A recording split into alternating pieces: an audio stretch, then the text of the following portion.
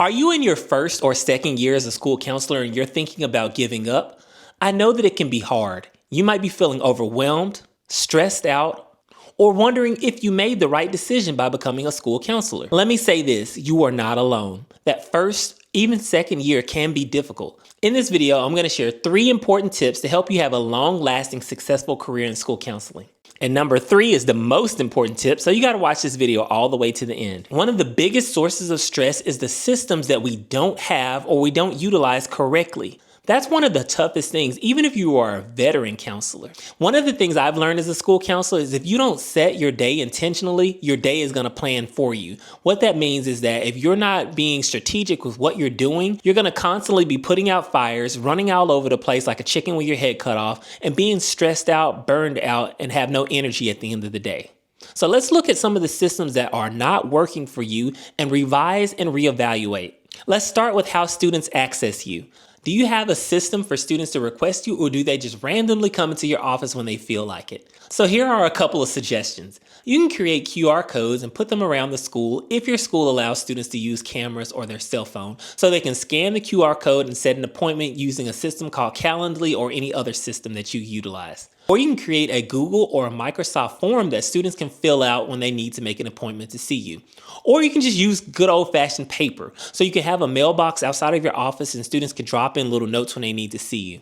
There's some cute ones that you can find on Teachers Pay Teachers, or you can create your own. One thing that I do that helps me track my time is we have an iPad, so when students come into my office, they actually sign in on the iPad, and that helps me keep track of when students come to see me, which is another thing that I would say is a system that you need to recreate or reevaluate. How do you track your time? If you're a Texas school counselor, we have the 80-20 rule where 80% of your time you should be providing direct services for school counseling and 20% of the time is the indirect services. One way to track your time and make sure that you're using it efficiently is to make sure you have a system for documenting when students come see you, what things you're doing throughout the day, and what are the calendar events and things that you have to do. Now, this can be overwhelming, but this is one of those systems where I'm looking at and reevaluating for myself moving forward, because at the end of the year, I always find myself scrambling trying to get all that data together so I can share my end of the year data with staff and admin, as you can see on the screen here. And what about your note-taking system? When students come to see you, or when you have a crisis when you have to document these things, do you have a clear system for how you're keeping up with all that information, or is it causing you stress? These are things that you need to reevaluate because they can help you save time, help you be more prepared, and help you be more efficient. And they can help you be secure and confident in the services that you're providing for your community. If throughout any part of this video you want more information about a topic that I'm mentioning, drop it in the comments and I'll create a whole separate video for that. The next thing I want to talk about is setting intentional boundaries for yourself. Boundaries are okay. You do not have to be available 24/7 to everyone. There are going to be times when you have to go in your office, close your door, and get things done. For example, throughout the year, especially February, when I'm doing master scheduling and creating schedules for students to make sure they have all their classes, there are times when I have to go to my office and set myself aside so I can get those tasks completed. So I would suggest blocking off your calendar, setting intentional times where you can go in your office and get things done. This means limiting interruptions and protecting your planning time, which I know you're probably thinking, what planning time? But you have to make your own schedule and make your planning time. And people are going to constantly come to you and ask you, can you do this? Or are you available? And it's okay if you say, no, I'm not available, or can this wait until a later time? Trust me, I do it all the time. Students will come to me and it will be an emergency according to them, and they'll need to see me, but I ask them one particular question. I always ask, is this an emergency? And then they'll tell me yes or no. And 9 times out of 10, when they say it is, I let them explain what their emergency is. And I tell them, I know that that's important to you and that's an emergency, but right now, if you're not hurt and the school is not on fire or things like that, then I will get back to you as soon as I can. I always let them know why I'm not available to the extent that I can. For example, if I have a deadline that I have to meet and I'm just not able to talk to them right now, I also provide them with a backup resource until I am available, or connect them with one of the other counselors on my team. So I'm not just saying I'm not available, I can't help you. But again, you have to set times and be intentional about the boundaries you create, whether that's with students, staff, or families. Sometimes we think that we're the fixers and we have to do everything all at once and we have to be available all at once. And that's not realistic. It can cause you to have burnout. It can cause you to be stressed out. And it can just cause you not to be getting things done in general. You have to protect your time by creating boundaries. Another thing that I've learned over the years is I don't take work home. There's literally one time throughout the year where I take any work home, and that's during the summer while I'm getting all the schedules ready for the students. And that's the only time that I can think of that I do work at home. That's a boundary that I set in place for my mental health and my physical well-being. We have 8 hours at work at school. Within that 8 hours, if I can't get it done then it's going to have to wait until the next day, unless it's an absolute emergency.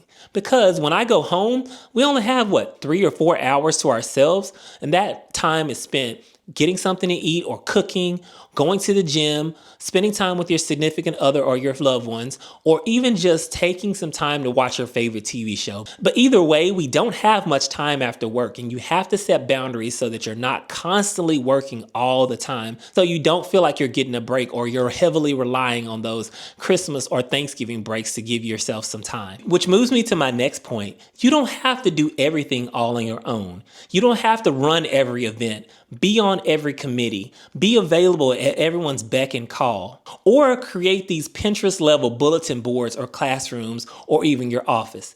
You don't have to do everything. That is causing you burnout. That's causing you to be stressed out. And it's something that you should reevaluate for the next school year if you're not considering it already. Ask yourself what is urgent, what's necessary, and what can wait. Focus on what moves the needle, and that's connection with students, staff, and families, supporting them when they have mental health needs, and making an impact. Another thing that we need to reevaluate is what is impact. You're not going to be able to do everything all at once, but I can guarantee you're probably feeling like you didn't do a whole lot and didn't accomplish much of the things you needed to do this school year, especially as a first or second year counselor. But I assure you, you really did. Think about the students' lives that you touched, or a smile, or the hugs that you received randomly, or the parents who reached out to you and thanked you for the things that you did to help them and their child. Those are small wins. And if you start focusing on those, it'll help you remember why you're doing what you're doing, and it'll help you be more focused. I can say that there are times throughout the year where administrative things took over my whole entire day. So one thing that I want to do for myself next year to reevaluate how I spend my time is be more intentional about when things are due, setting some specific time throughout the day, and getting that done. So I know I mentioned it earlier in this video, but there are times when I would be doing schedules for the entire day from 8 o'clock to 4 o'clock. I would be in my office and I would have the door closed and I would have to get these deadlines accomplished and these tasks done.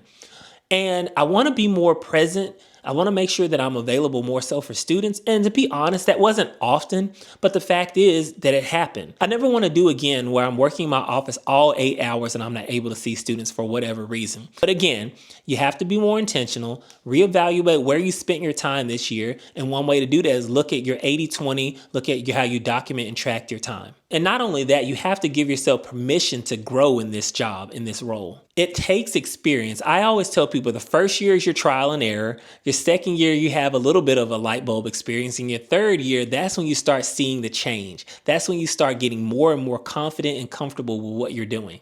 But you have to make it to year 3, and you can't give up before then.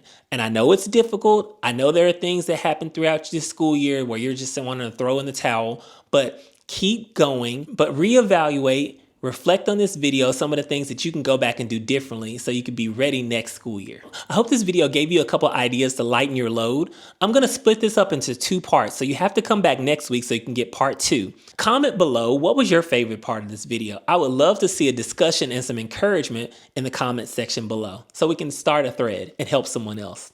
And in the meantime, if you want another way to support my channel, be sure to like this video, and if you want to buy me a coffee at the link below. Drinking coffee is one of my favorite things to do because it helps my creative juices flow so I can create videos for you. And in the meantime, after watching this video, check out this video on the screen where I go into more details about how you can be successful in this role of a school counselor. I talk about some of the do's and don'ts and what I wish I learned as a first-year school counselor.